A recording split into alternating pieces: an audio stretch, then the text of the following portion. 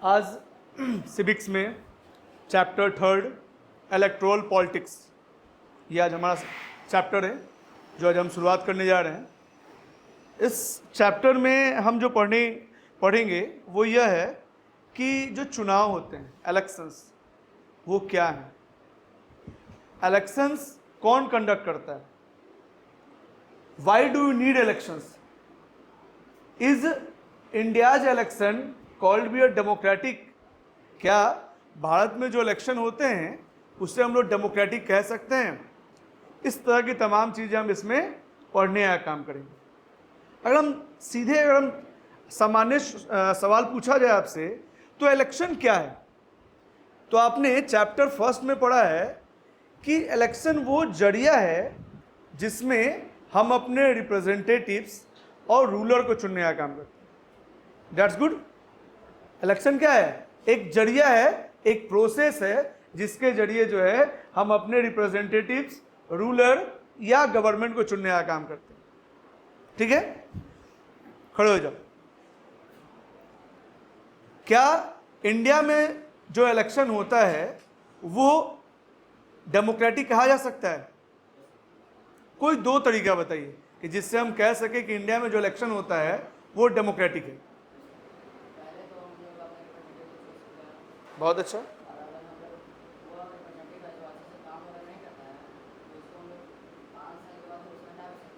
बहुत अच्छा, बहुत बढ़िया, बैठिए। यानी इंडिया के इलेक्शन को हम लोग डेमोक्रेटिक कह सकते हैं, या किसी भी कंट्री के इलेक्शंस को डेमोक्रेटिक तब कहा जा सकता है जब वो 5 चीजें मैटर करता हो। पहला, इलेक्शन जो है वो फ्री एंड फेयर मैनर में हो। फ्री एंड फेयर मैनर का मतलब सभी को वोट डालने की आज़ादी हो और साथ ही साथ वो फ्रीली मैनर में जो है चुनाव में खड़े भी हो सकते हो। फर्स्ट। दूसरा, जो चुनाव हो वो प्रॉपर इंटरवल ऑफ टाइम पे हो, चाहे वो 4 साल पे हो जैसे अमेरिका में होता है, 5 साल जैसे इंडिया में, मतलब प्रॉपर इंटरवल ऑफ टाइम पे चुनाव होने चाहिए। तीसरा, जो सबसे मैटर करता है, हमारे यहाँ जो इलेक्शन हो उसके लिए या किसी भी जगह इलेक्शंस हो उसमें जो है मिनिमम 2 पार्टी ऑप्शन होने चाहिए। मिनिमम 2 पार्टी का ऑप्शन होना चाहिए, तब जाके हम उसे डेमोक्रेटिक कहेंगे। ये तीसरा हुआ। चौथा, चुनाव में कहीं ना कहीं जो है जो चुनाव कंडक्ट कराने वाली बॉडी है वो इतनी फेयर मैनर में खड़ा है कि जिसमें जीतने और हारने के चांसेस क्या हो, इक्वल हो, 50-50 में। क्लियर? और चुनाव कैसे हम कह सकते हैं डेमोक्रेटिक? आप में से कोई बात बताइए।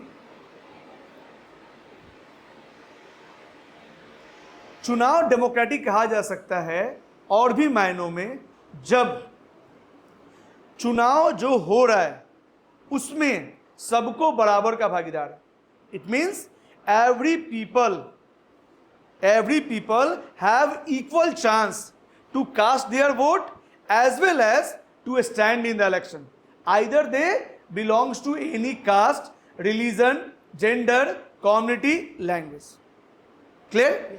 चलिए, अगर हम पूछते हैं, खड़े हो जाओ, इंडिया में जो इलेक्शन है, मैंने कुछ देर पहले बोला प्रॉपर इंटरवल ऑफ टाइम पे होते हैं। कितने इंटरवल ऑफ टाइम पे होते हैं? कंफर्म? अभी जो इलेक्शन बीता हमारा वो कौन सा इलेक्शन बता सकती हैं? प्राइम मिनिस्टर वाला, जिसको हम लोग, बैठिए, बहुत अच्छा, जिसको हम लोग कहते हैं लोकसभा का इलेक्शन। क्या कहते हैं?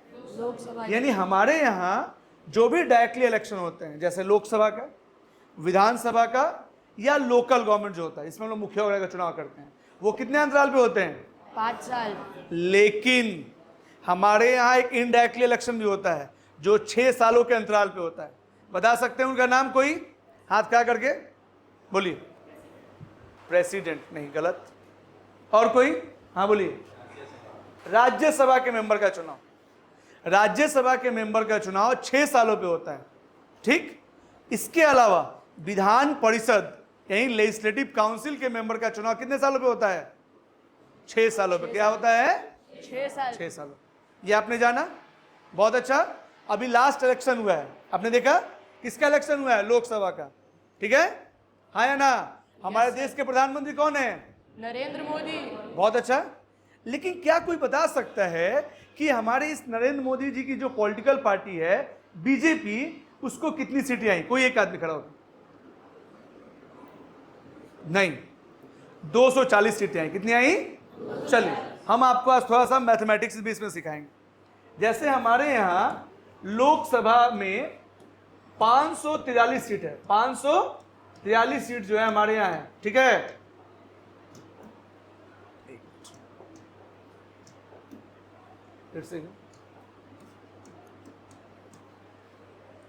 लोकसभा में सीटों की जो संख्या है वो 543, और यदि किसी को गवर्नमेंट फॉर्म करना है, क्या करना है? गवर्नमेंट अगर फॉर्म करना है, कोई भी जो चाहता है कि हम गवर्नमेंट फॉर्म करें, उसको क्या चाहिए? कम से कम 272 प्लस, यानी इसका क्या, इसको हम लोग कहते हैं 50% मोर, 50%। किसी भी पॉलिटिकल पार्टी को 272 प्लस सीटें आती हैं तो क्या होंगी? वो अकेले दमखम पे क्या बना देगी? गवर्नमेंट बनाएगी। इस तरह गवर्नमेंट को क्या नाम देंगे? Majority government. क्या नाम देंगे? Majority government. लेकिन इस बार तो क्या हुआ, इस बार तो चुनाव में रिजल्ट कुछ और ही आया। बीजेपी को मात्र कितना आया? 240। कितना आया? 240। अब यह देखो कितना कम है, लगभग 32 कम है। तो इसकी साथ जो सहयोगी दल थे, जिसको चुनाव से पहले ही इसने गठबंधन बनाया था, जिसको कहते हैं चुनाव से पहले अलायंस, क्या कहेंगे?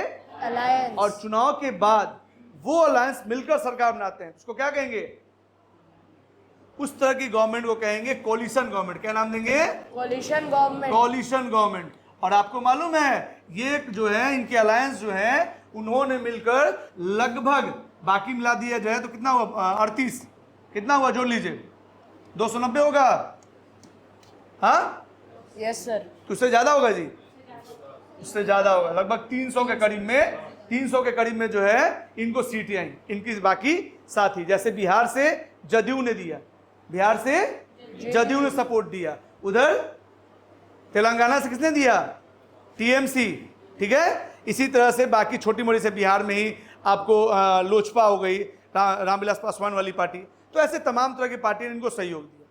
तो आपने समझा कि सरकार बनाने के लिए क्या क्या चीज चाहिए, और उन सब के लिए क्या चाहिए? इलेक्शन। क्या होना चाहिए? इलेक्शन। तो क्या हम अपने इंडिया के इलेक्शन को कहेंगे डेमोक्रेटिक? Yes sir. चलिए हम दूसरी तरफ चलते हैं, दूसरे पहलू, और वो है चाइना का। क्या है? चाइना। और हम आपसे क्वेश्चन हमने पढ़ा चुके हैं कि why China election is not called a democratic. ठीक, चलिए तन्मय खड़े होइए, बताइए why China government, China's election is not called a democratic. बहुत अच्छा। क्या नहीं होता है? इक्वल इंटरवल ऑफ टाइम पे। गलत। चलिए बैठिए बैठिए बैठिए, बताइए प्रतीक, बताइए। हाँ हाँ हाँ, सबसे बड़ी बात क्या है? वहां एक ही पार्टी हमेशा चुनाव लड़ती है। चाइना में सिंगल पार्टी सिस्टम है, और वो कौन सी पार्टी है? कम्युनिस्ट।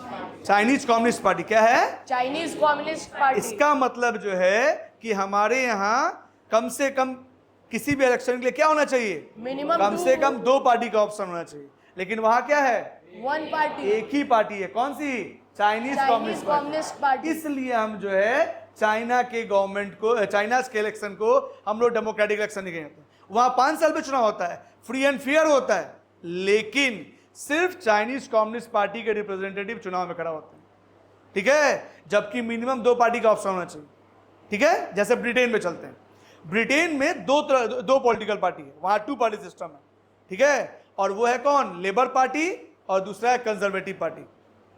तो यहां 2 पार्टी का ऑप्शन है। अमेरिका में भी 2 पार्टी है। कौन सा?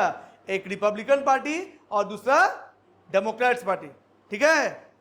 जबकि इंडिया में मल्टी पार्टी सिस्टम है। यहां 2021 की हमारे इलेक्शन कमीशन ऑफ इंडिया के साइट के अनुसार जो है, हमारे यहाँ लगभग 3000 पॉलिटिकल पार्टियां हैं। कितनी है? 3000। सोच सकते हैं आप, ठीक है। तो हमारे यहाँ कितनी ज्यादा डेमोक्रेसी है, इस बात से आप अंदाजा लगा सकते हैं। चलिए एक बात हम और जानना चाहते हैं कि इलेक्शन क्यों जरूरी है, what is the need of election. क्या अगर इलेक्शन जो है नहीं कराया जाए तो रिप्रेजेंटेटिव नहीं चुने जाएंगे? चुने जा सकते हैं, क्या किए जा सकते हैं? चुने जा सकते हैं, लेकिन वो चुनाव कैसे होगा? अनडेमोक्रेटिक। नहीं, वो चुनाव इस तरीके से किए जा सकते हैं कि हम वो जो चुनाव कर रहे हैं उनके एक्सपीरियंस के आधार पे, नॉलेज के आधार पे। लेकिन कई बार ये हो सकता है कि सपोज एक डॉक्टर साहब हैं, हड्डी के डॉक्टर साहब हैं, उनको हड्डी की नॉलेज बहुत अच्छी है, बहुत ठीक, बहुत अच्छी उनको नॉलेज है, बहुत अच्छे से उसका ट्रीटमेंट करते हैं।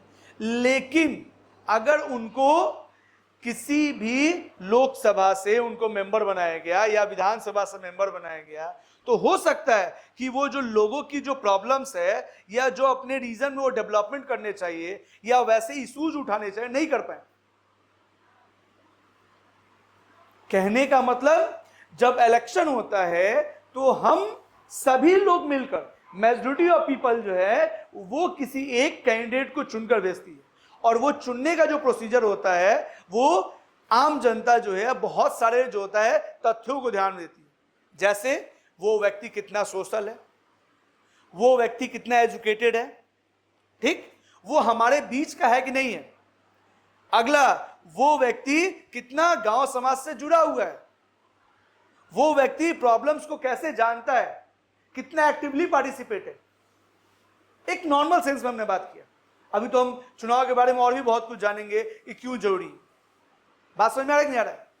तो कोई व्यक्ति हो सकता है कि एक पार्टिकुलर एरिया में परफेक्ट हो, लेकिन सारे एरिया में परफेक्शन होना यह जरूरी नहीं।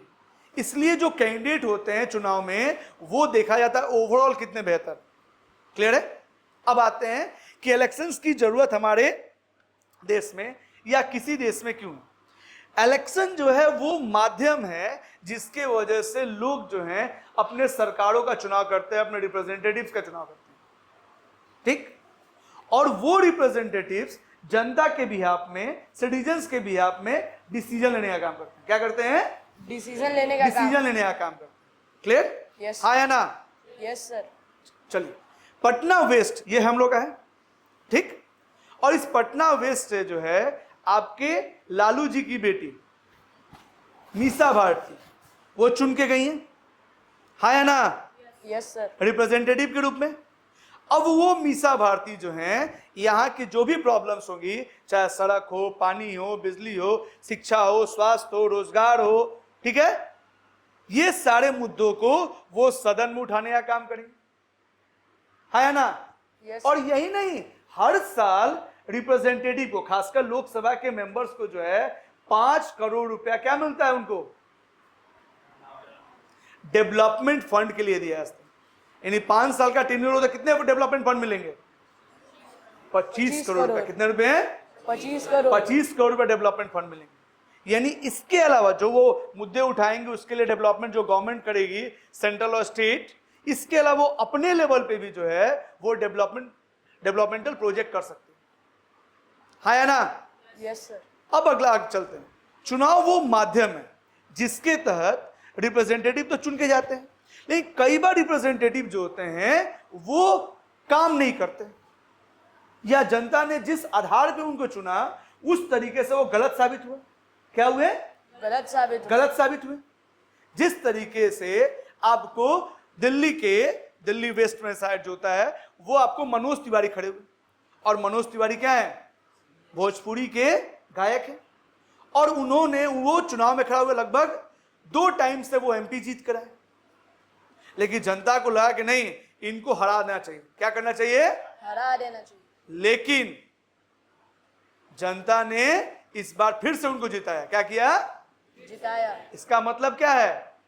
सभी तरह की जनता उनसे नाराज नहीं है, कुछ जनता नाराज है, मैक्सिमम जनता क्या है? उनसे खुश है। खुश है। मतलब मेरा कहने का मतलब था एग्जाम्पल के माध्यम से कि आप चाहें तो चुनाव में रिप्रेजेंटेटिव्स को अगले बार हटा सकते हैं या फिर से चुन के उन्हीं को चुन के भेज सकते हैं, ठीक। इसके अलावा चुनाव वो जरिया है जिसके माध्यम से रिप्रेजेंटेटिव जो हैं आपकी समस्याओं को नेशनल लेवल पे उठाने का काम करते हैं। क्या करते हैं? जैसे कोई रिप्रेजेंटेटिव जो है इस कन्हौली, मतलब ये पटना वेस्ट कन्हौली में आता है, कन्हौली उसमें आता है, पटना वेस्ट में आता है, तो वहां से जो होता है यहाँ के जो मुद्दे होंगे कि यहाँ जो है केंद्रीय विद्यालय होने चाहिए। क्या होने चाहिए? केंद्रीय अब विद्यालय। यहाँ जो आपको मीसा भारती है वो डिमांड रखेंगे सदन में। क्या रखेंगी? सदन में। और जो शिक्षा मंत्री है धर्मेंद्र प्रधान, उनसे वो कहेंगी सदन में कि हमें कन्हौली में एक क्या चाहिए? केंद्रीय विद्यालय चाहिए। क्या चाहिए? केंद्र विद्यालय। अच्छा, पूछे कि विद्यालय क्यों जरूरत है? चलो खड़ा हो जाओ। हाँ, विद्यालय की क्या जरूरत है? एजुकेशन के लिए। अब केंद्रीय विद्यालय अगर आता है कन्हौली में तो इससे क्या होगा? बहुत अच्छा,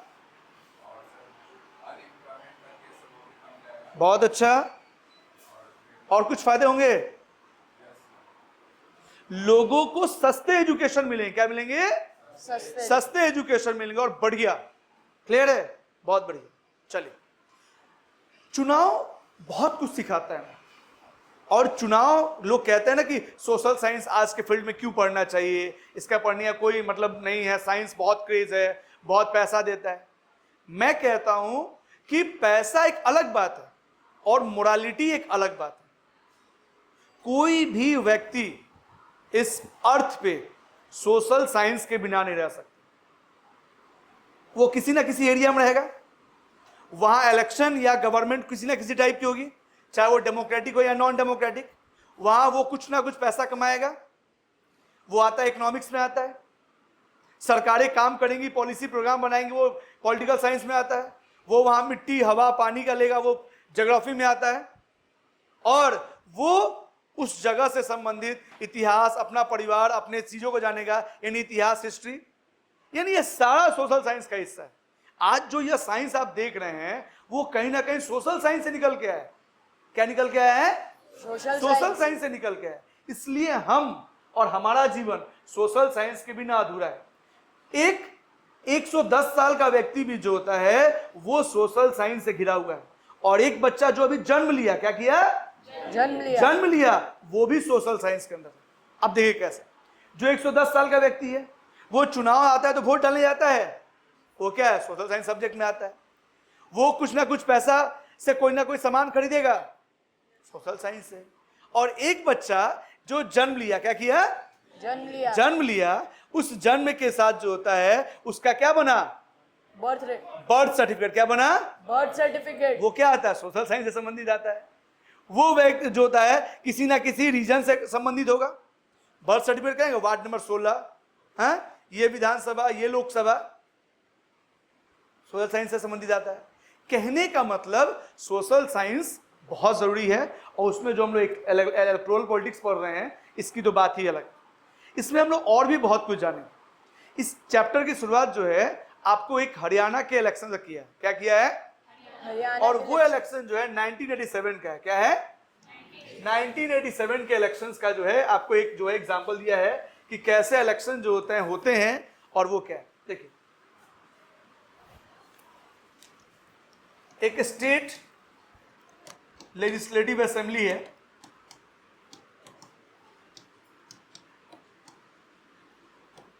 और उसका नाम हरियाणा है। क्या है? हरियाणा। ठीक, कोई दिक्कत? और ये जिस इलेक्शन की हम चर्चा कर रहे हैं वो 1987 की है। किसकी है? 1987 की है जो है। ठीक, सबसे पहले समझिए लेजिस्लेटिव असेंबली को क्या कहते हैं। उसको कहते हैं विधानसभा। क्या कहते हैं? विधानसभा। बात समझ में आ रही है? यस।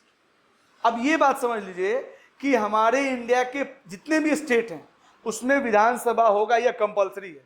वो होगा कंपलसरी। लेकिन विधान परिषद होगा या कंपलसरी? नहीं। बात समझ में आ रहा है आपको? Yes sir. अब बात एक और समझिए, हमारे यहाँ विधान परिषद यानी लेजिस्लेटिव काउंसिल मात्र 7 राज्यों में, मात्र 7 राज्य, जबकि विधानसभा हमारे हर एक राज्यों में। चलो जिससे पूछते हैं देखते हैं। चलो बोलो, खड़े हो जाओ। हाँ, अगर विधानसभा सभी राज्यों में है तो विधानसभा की संख्या कितनी है? हमारे राज्यों की संख्या कितनी है? तो विधानसभा की संख्या कितनी होगी देश में? 28। कितनी होगी? 28 राज्य हैं तो उसमें 28 में क्या होगी? विधानसभा होगी। लेकिन विधान परिषद होना कंपलसरी नहीं है।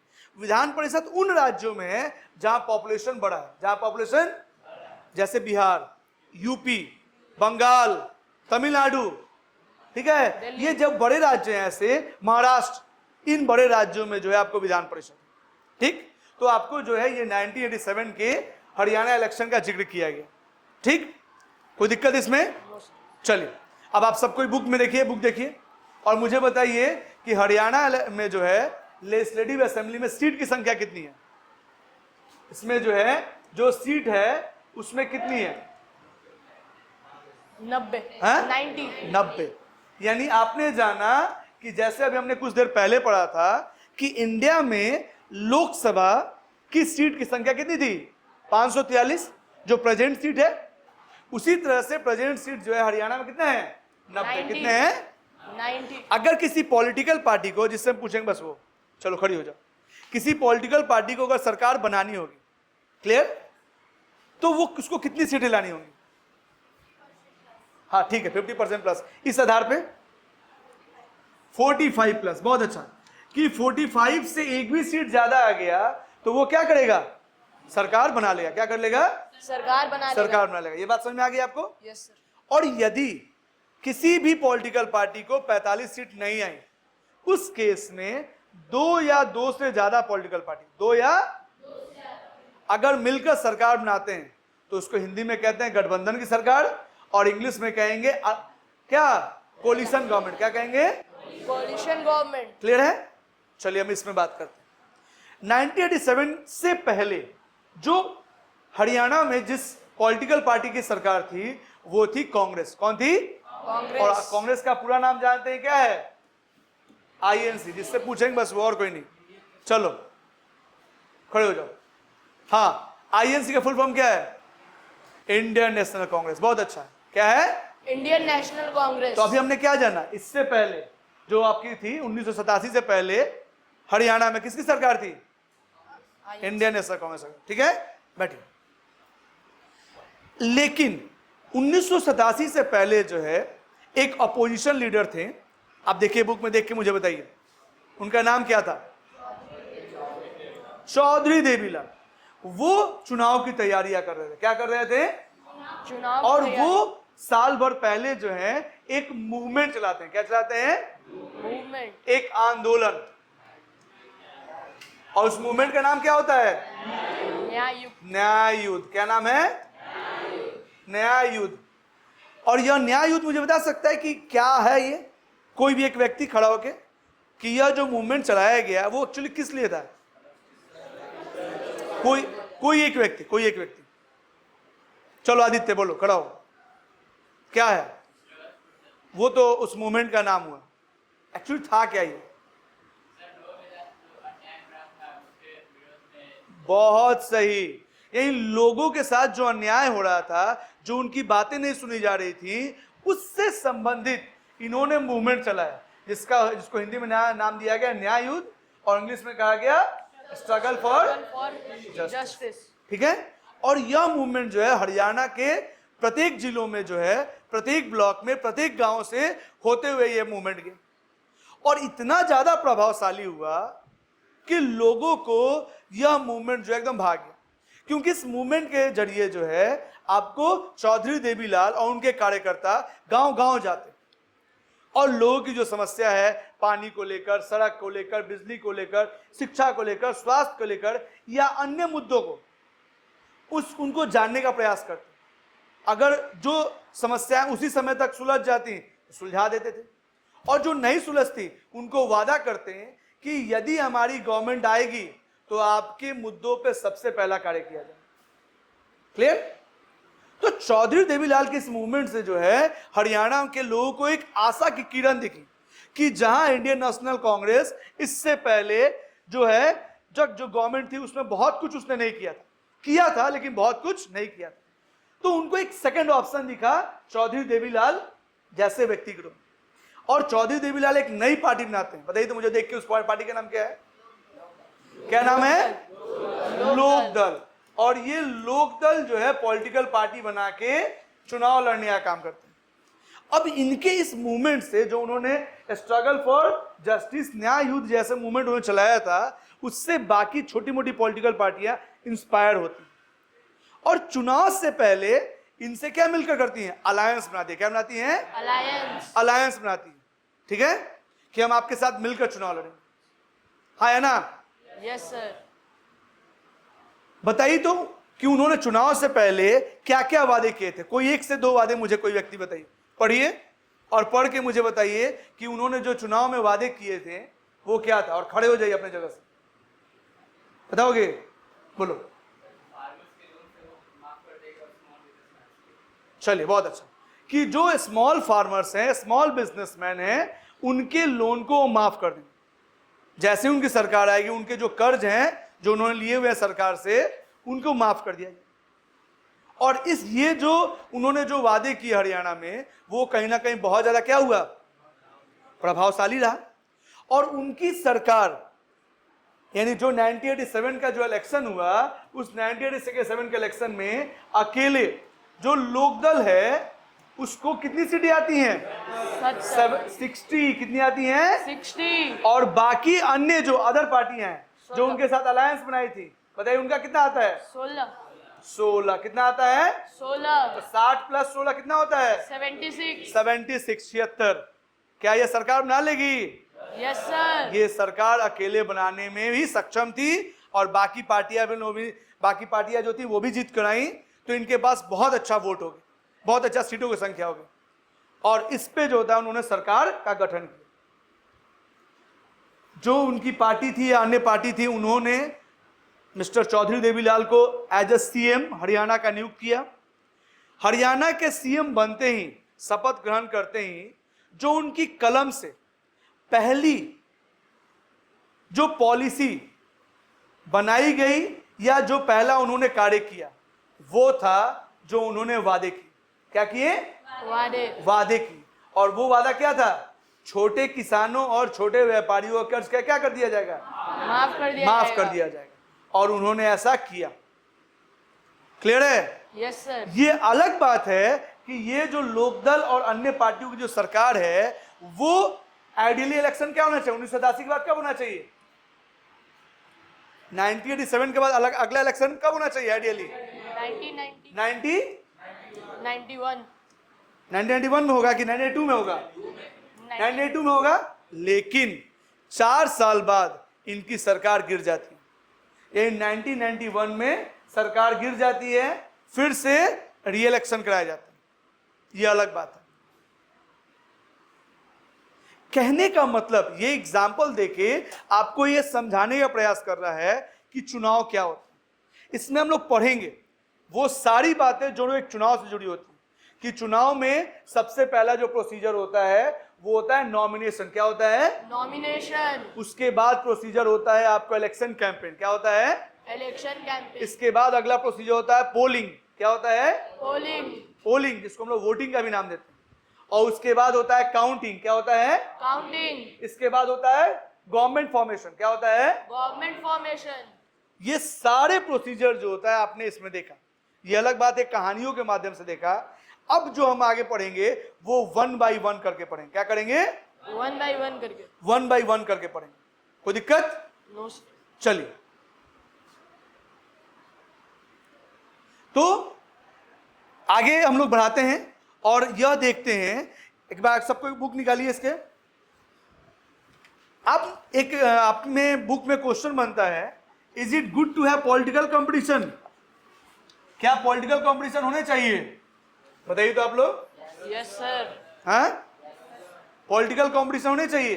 देखिए आपके एनसीईआरटी का एक टॉपिक भी है, is it good to have अ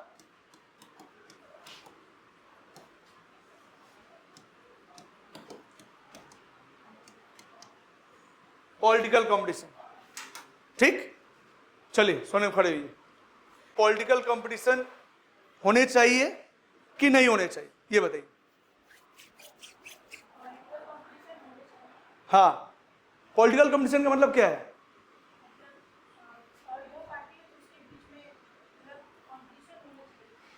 बैठिए, पॉलिटिकल कंपटीशन का मतलब होता है चुनावी प्रतियोगिता। क्या होता है? जैसे कभी आपने सुना है क्रिकेट कंपटीशन, Yes. हाँ, district cricket competition, chess competition, volleyball competition, football competition. तो क्या होता है इसमें? अलग अलग जो टीम होती है, अलग अलग गांवों से, अलग अलग ब्लॉक से, अलग अलग जिलों से, वो आके वो टीम उस खेल में भाग लेती है। क्या होती है? भाग लेती और है, अपना बेस्ट देती है। क्या देती है? बेस्ट देती है। बेस्ट देती है। फिर उसके बाद जो होता है, कोई एक टीम जो होता है जीतती है। जैसे अभी क्या हुआ तुम्हारा T20 वर्ल्ड कप हुआ? यस सर, हुआ कि नहीं हुआ? Yes sir. हुआ ना? कितनी बोल्ड जो होता है आपको क्या कहते हैं सर, टीम ने भाग लिया बताओ तो T20 वर्ल्ड कप में? किसी को मालूम है? नहीं। हाँ बताइए, आप लोग क्रिकेट इतना फेवरेट है, हैं? 16 कितना है? और इसमें नई नई टीम भी आई, अमेरिका जैसे टीम, क्या जी, हैं? अमेरिका। और तमाम तरह की अन्य जो नई नई कुछ टीमें आई आपको देखने को मिली। इसी तरह चुनावी प्रतियोगिता भी होनी चाहिए। क्या होनी चाहिए? होनी चाहिए। जिसमें अलग अलग कैंडिडेट जो होता है वो अलग अलग कंस्टिट्यूएंसी से चुनाव खड़ा हो। क्या हो? खड़ा हो। चुनाव में खड़ा हो। ये अलग बात है कि कोई बहुत पावरफुल कैंडिडेट है, कोई बहुत कमजोर है, कोई बहुत एजुकेटेड है, तो कोई बहुत जो होता है एक किसान का नेता है, तो कहीं कुछ तो कोई कुछ। इससे क्या होगा कि लोगों के पास चुनाव में वोटिंग डालते समय क्या होगा? लॉट ऑफ ऑप्शन होगा। क्या होगा? और एक आम आदमी को भी चुनाव में खड़ा होने का क्या होगा? अधिकार होगा। अधिकारों का मौका मिलेगा। Yes sir. वो भी चुनाव में खड़ा हो सकता है, हाँ या ना? तो ये फायदे का सौदा है, घाटे का सौदा है? फायदे का सौदा है। फायदे का सौदा है। इससे लोकतंत्र मजबूत होगी या कमजोर होगी? मजबूत होगा। दोनों ही होती है। अब दोनों ही सेंस बताते हैं कैसे। मजबूत ऐसे होगी, सबको जो होता है चुनाव में खड़ा होने का मौका मिलेगा, एक तरह से अपने कंस्टिट्यूएंसी से नेता बनकर जाने, अपने कंस्टिट्यूएंसी को रिप्रेजेंट करने का मौका मिलेगा, हाँ या ना? लेकिन इसके ड्रॉबैक्स भी होती हैं। क्या होता है ड्रॉबैक्स इंडिया जैसे कंट्री में? कि बहुत ज्यादा ही कैंडिडेट चुनाव में खड़ा होते हैं, बहुत ज्यादा पॉलिटिकल पार्टियां चुनाव में खड़े होती हैं, तो वो कई बार बैड प्रैक्टिसेज अपनाते हैं एक दूसरे को क्या करने के लिए? हराने के लिए। हराने के लिए, गिराने के लिए, एक दूसरे पे पर्सनल कमेंट कि ये शराब पीता है तो इनके घर में ये है तो वो है। क्लियर? तो तमाम तरह की गलत चीजें भी देखने को मिलती हैं, जो कि कहीं ना कहीं हमारे समाज को क्या कर देता है? वो गंदा भी कर देता है। क्या कर देता है? गंदा कर देता है। लोकतंत्र को मजबूत भी बनाता है, लेकिन कहीं ना कहीं कुछ मामले जो होते हैं वो कमजोर भी करते हैं। क्या करते हैं? कमजोर। लेकिन ओवरऑल देखा जाए तो लोकतंत्र क्या होता है? इससे मजबूत होता है। क्या होता है? मजबूत होता है। मजबूत होता है। और इसीलिए वर्ल्ड का सबसे बड़ा लोकतांत्रिक देश कौन सा है? इंडिया। इंडिया। और सबसे बड़ा मजबूत देश भी है। क्या है? मजबूत देश। मजबूत देश भी। वर्ल्ड में जहां भी पॉलिटिकल साइंस पढ़ाई जाती है उसमें इंडिया हर हाल में पढ़ाई जाती है कि इंडिया का पॉलिटिकल साइंस, इंडिया का जो वहां का पॉलिटिक्स है, वहां का जो सोशल लेवल है, वहां की जो गवर्नमेंट है वो क्या है, वहां का लॉ, वहां का मैकेनिज्म कैसे है, हाँ या ना? जैसे आज हम पिछला चैप्टर पढ़े कॉन्स्टिट्यूशन के बारे में, याद है ना? Yes sir. तो कॉन्स्टिट्यूशन ने दो का पढ़ा, इंडिया कॉन्स्टिट्यूशन और साउथ अफ्रीका कॉन्स्टिट्यूशन, लेकिन हमने अमेरिका का भी जिक्र किया। Yes sir. क्यों? क्योंकि वर्ल्ड में सबसे पावरफुल क्या है? अमेरिका।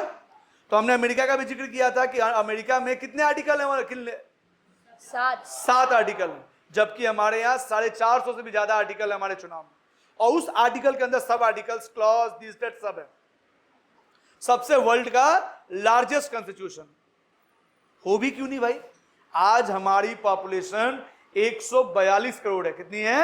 142 करोड़। तो कहीं ना कहीं जो है, जब 142 करोड़ है, उसमें भी हमारे यहाँ अलग अलग caste, religion, gender, language, community बोलने वाले हैं, कम्युनिटी में रहने वाले लोग हैं।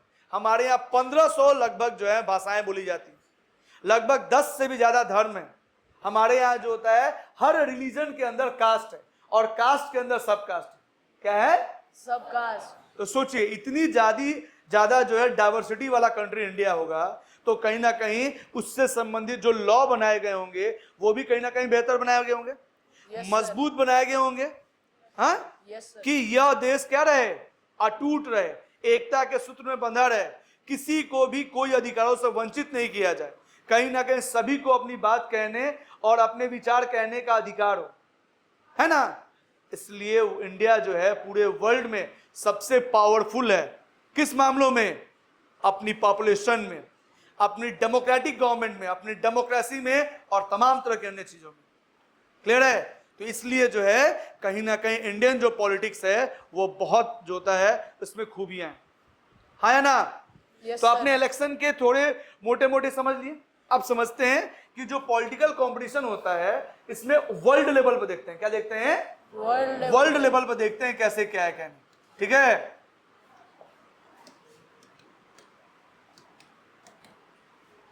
आप देख रहे हैं कि पार्टी सिस्टम जो है या कहें पूरे वर्ल्ड लेवल पे 3 तरह का है। पॉलिटिकल जो हम कंपटीशन की बात किए हैं कि बहुत सारा पार्टियां हैं, लेकिन हम वर्ल्ड लेवल पर देखते हैं कि सभी देशों में जहां भी डेमोक्रेसी है नहीं है, चुनाव लगभग होते हैं।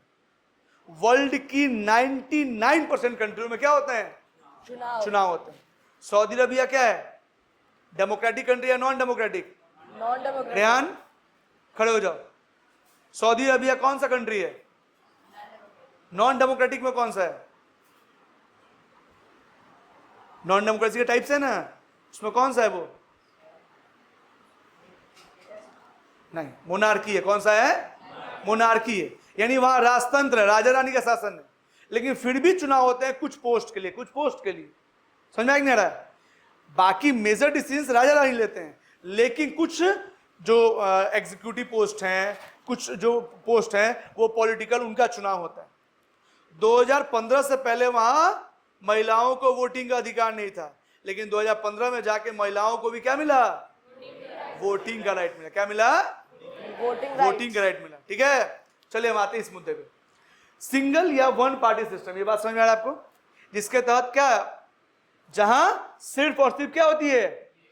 एक ही पार्टी है। क्या है? एक ही पार्टी जो होता है वो चुनाव लड़ने का काम जो होता है, चुनाव लड़ने के बाद सरकार गठन का काम, सरकार गठन के बाद सरकार चलाने का काम। क्लियर? इसका एग्जाम्पल कौन सा होगा? खड़ी हो जाओ। इसका एग्जाम्पल कौन सा होगा? चाइना। चाइना में कौन सी पॉलिटिकल पार्टी है? Chinese communist party. कौन सी है? हाँ, ठीक है, वही हमेशा चुनाव लड़ती, किसी और को चुनाव लड़ने का अधिकार नहीं है। तो क्या आप बताइए कि सिंगल पार्टी सिस्टम को डेमोक्रेटिक सिस्टम का नाम दे सकते हैं? No sir. नहीं दे सकते। ठीक है, बैठ जाइए। हाँ बोलिए। जी सर, अभी भी है सर। वो हटने का काम जो है वहां की लोगों पर डिपेंड करता है। क्या करते हैं? लोगों पर डिपेंड करता है। एक छोटा सा, आपने बहुत अच्छा क्वेश्चन दिया किया, तो हम आपको एक एग्जांपल देते हैं। बैठ जाइए। नेपाल। नेपाल 2006 से पहले मोनार्की कंट्री था, और उस जो होता है शुरू से वो मोनार्की कंट्री के अंतर्गत रहा है, लेकिन वो इंडिया के पास में है, तो इंडिया इतना बड़ा डेमोक्रेटिक कंट्री, वो उससे लगातार इंस्पायर हो रहा था। और आप जैसा कि जानते हैं, डेमोक्रेसी में जितनी आज़ादी जनता को मिलती है उतनी आज़ादी किसी भी और फॉर्म ऑफ गवर्नमेंट में नहीं मिलती। इस वजह से जो है वहां की मोनार्की गवर्नमेंट में लोगों के अधिकारों को कुचला जाता था। लोग उब चुके थे नेपाल के, और वो समय समय पे आंदोलन भी करते, लेकिन एक बार 2006 में बड़ा आंदोलन हुआ, और वो आंदोलन इतना बड़ा हुआ कि वहां की सरकार को उखाड़ फेंक के क्या हुआ? लोकतंत्र में बहाल हो। इस कहानी से क्या सीखते हैं आप? किसी भी जगह जो होती है, जनता जो होती है सबसे ज्यादा पावरफुल होती है। क्या होती है? सबसे ज्यादा पावरफुल। सरकार में स्थित लोग, चाहे वो कोई सेना का अधिकारी हो, राष्ट्रपति हो, प्रधानमंत्री हो, वो पावरफुल नहीं होता। कौन पावरफुल होता है? जनता। जनता पावरफुल होती है। और जनता ने अगर मूड बना लिया, कोई भी कितना भी बड़ा क्रूर शासक हो, डिक्टेटर हो, कितना भी बड़ा अपने आप को पावरफुल कहता हो, उसको क्या करेगी? हरा देगी, उखाड़ फेंकेगी। क्या करेगी? उखाड़ फेंकेगी। तो तुमने जो अभी कहा चाइना में, अगर वहां के लोग कि वो सिर्फ सरकार की अच्छाइयां बता सकती है, सरकार की बुराइयां नहीं। तीसरा कि वो लास्ट मिनट में जो है वो पोलिंग बूथ चेंज कर देते। जैसे सपोज कि हमारा पोलिंग बूथ स्कूल के नीचे है और लास्ट मिनट में इसको जो है, जो 7 बजे चुनाव होने वाला है, 6:55 में या 6:59 में उसको कर दिया गया बीटा। तो ये तो गड़बड़ है। इसके अलावा जो है आपको जो अपोजिशन पॉलिटिकल पार्टी के मेंबर्स थे उनको हरास किया जाता। ठीक है, सारे गवर्नमेंट एम्प्लॉय को कंपलसरी था कि पीआरआई की जो पॉलिटिकल मीटिंग होगी उसमें आपको क्या होना है, आना है। अटेंड करना कंपलसरी। तो आप मुझे बताइए कि क्या हम मैक्सिको के अंदर इस पॉलिटिकल कंपटीशन को कह सकते हैं कि हेल्दी है? No sir. हाँ, फ्री एंड फेयर मैनर में है? No sir. नहीं कह सकते। इन सब वजहों से जो है पॉलिटिकल कंपटीशन क्या होता है, डिस्टर्ब होता है, हैरेस्ड होता है। उसका जो हेल्दी नेचर है वो अनहेल्दी होता है। क्या होता है? अनहेल्दी। अनहेल्दी होता है। ऐसा ही केस था जिम्बाब्वे में, आपने पढ़ा था रॉबर्ट मुगाबे गवर्नमेंट में, कि किस तरीके से वहां भी अपोजिशन पार्टी के लीडर्स को डराया जाता। कोई भी मीडिया पर्सन सरकार के खिलाफ लिख देता है तो उसको जो है मारा जाता, पिटा जाता। हाँ, यस सर। इस तरीके से जो पॉलिटिकल कंपटीशन होता है वो कहीं ना कहीं सही नहीं माना जाता और हम उस वहां के इलेक्शंस को डेमोक्रेटिक इलेक्शन नहीं कहते हैं। आज हमने इलेक्शन में बहुत सारी बातें जानी, इंडियन इलेक्शन, इंटरनेशनल इलेक्शन के बारे में, इलेक्शन क्या है, कैसे है। और नेक्स्ट क्लास में हम लोग जो है इसके बारे में और हम लोग थोड़ी स्टडी करेंगे। इसके बाकी अदर जो टॉपिक्स है उसको भी हम कवर करने का काम करेंगे। ठीक है, थैंक यू सर।